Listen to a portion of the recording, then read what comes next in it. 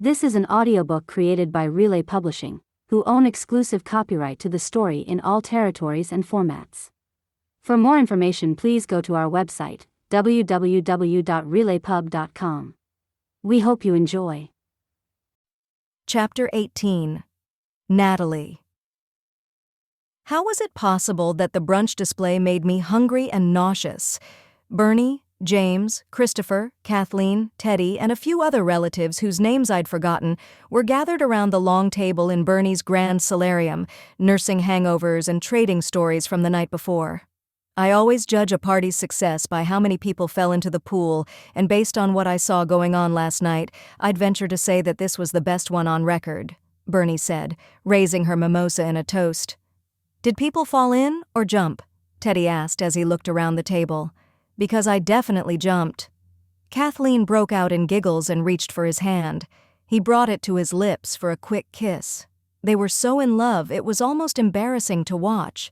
I glanced over at James, but he seemed oblivious. And some of us were pushed, Christopher added, glowering at Teddy. At first I couldn't tell if it was good-natured teasing or if the two had an actual beef.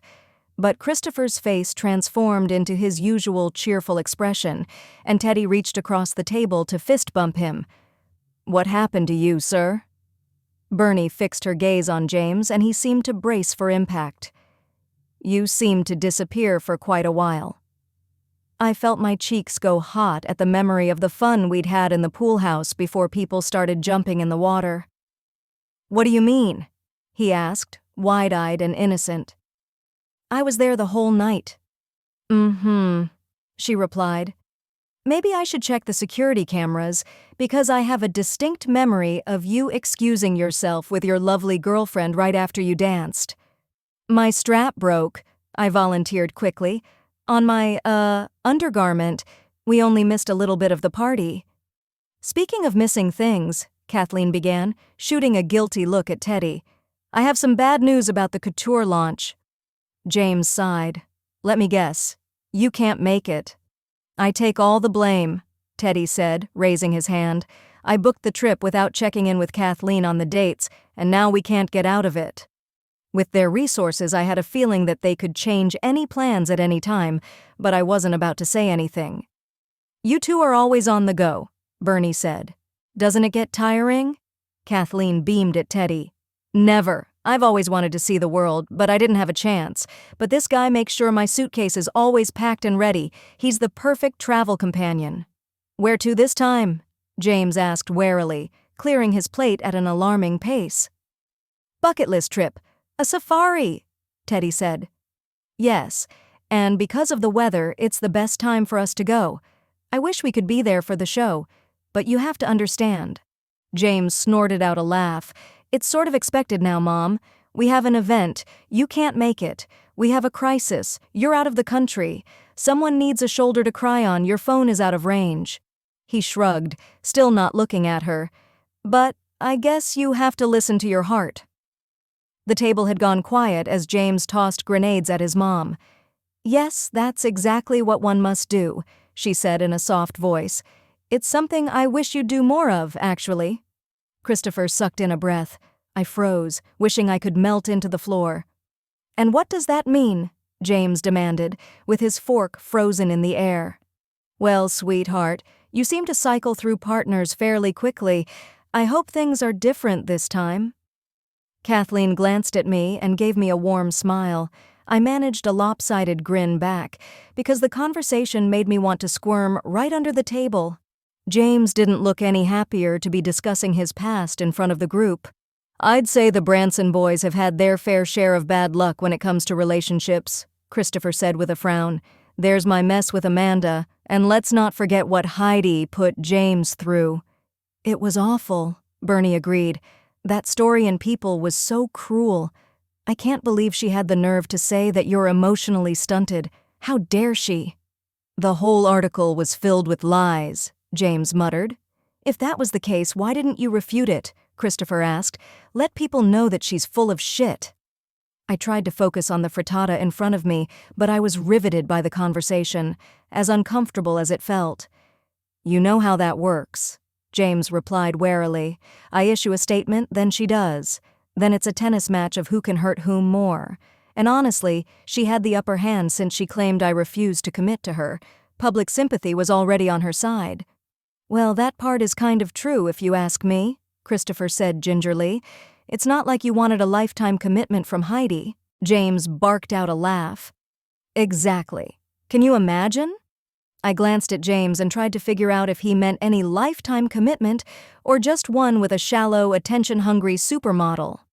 Enough about her, Bernie called from her spot at the head of the table. We're all in a good place now, yes? The Bransons are happy, right? We're all happy, happy, happy. It sounded like a plea.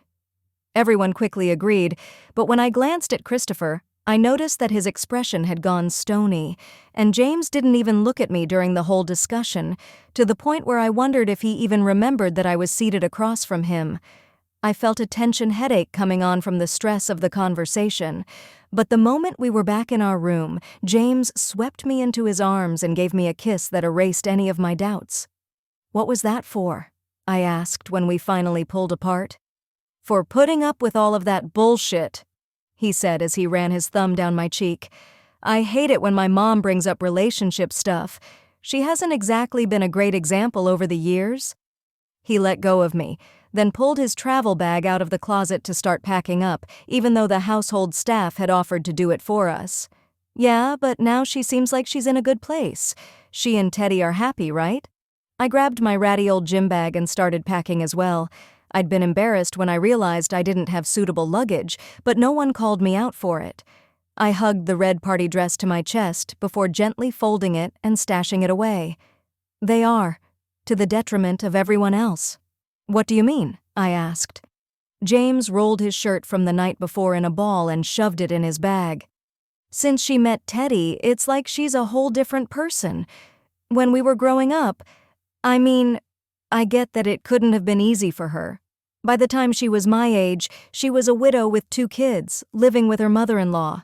She loves Bernie, we all do, but, my grandmother has a very strong personality. I don't think Mom had a lot of say in how things went around the house, but she stuck it out, putting family first. She was there for everything, every T-ball game, every parent-teacher conference, every science fair. As we got older, we didn't lean on her as much, but we always knew she was there. I think she still blames herself for not realizing how bad things were for Christopher, but she was a real rock during the intervention and the process of getting him into rehab.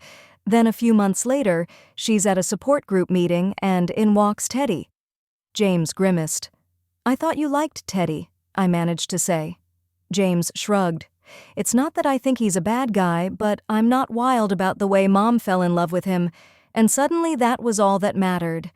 Nowadays, she goes MIA constantly, and sometimes it feels like nothing matters but Teddy. My mom is in love with love. I frowned. Part of me agreed that Kathleen needed to be present for her family's challenges, but blaming the very idea of love for her issues? Besides, it sounded to me like Kathleen had gone a lot of years without having much of a life outside of her family. In a way, wasn't it a good thing that she was finally living for herself? The conversation ended there. We packed in silence, and I wondered if all the talk about Heidi triggered memories. I'd done a tiny bit of research on their relationship, but stopped when I saw the beach photos of them in Capri, with a bikini-ed Heidi draped over James's muscular back. The way he had his hands casually wrapped around her arms, like he didn't want to let go of her, made me want to throw up in my mouth. James came up behind me and slid his arms around my waist, as if he could feel the nervous tension radiating off of me. He kissed the side of my neck. I closed my eyes at the sweetness of being pressed against him. Did I do okay this weekend? I whispered as I leaned back and breathed him in. I'd been dying to hear what everyone thought about me. He turned me around and gave me a long kiss. You were perfect, he murmured against my mouth. A goddess among mortals. I laughed. Ooh, say more. I couldn't have asked for a better partner in crime, James said, running his hands down the sides of my body and lighting a fire inside of me. Did we have enough time for a quickie? We made a great team, huh? I kissed him tenderly, then nipped at his lip, which made him kiss me back even harder. "Oh yes," he said, backing me towards the bed. "You're an incredible fake girlfriend." My skin went cold, and I wondered if he felt the chill roll through me. It was a stupid reaction since he'd been straight with me about my role since I'd agreed to go. But still, even after everything we'd shared, did he really consider our time together nothing more than acting? "What's wrong?" James asked as he pulled away, eyeing me suspiciously. "It seems like you disappeared for a second." I smiled even though my insides were churning. "Nothing, I'm fine, just thinking about the flight home. I still don't have my helicopter legs." He gave me one last kiss, then walked back to his bag, our sexy moment lost. "Don't worry, there's plenty of time for you to learn to love my helicopter." Plenty of time? How long was this fake relationship going to last? Or did he think there was a chance of it actually turning real? That was what I wanted. But did he? He didn't seem to think much of love. I had so many questions, but I didn't dare ask them. When I was young, I'd learned the hard way that asking too many questions and making too many demands could bite me in the ass, so I shut my mouth, smiled, and pretended that I was happy to go along with whatever happened next.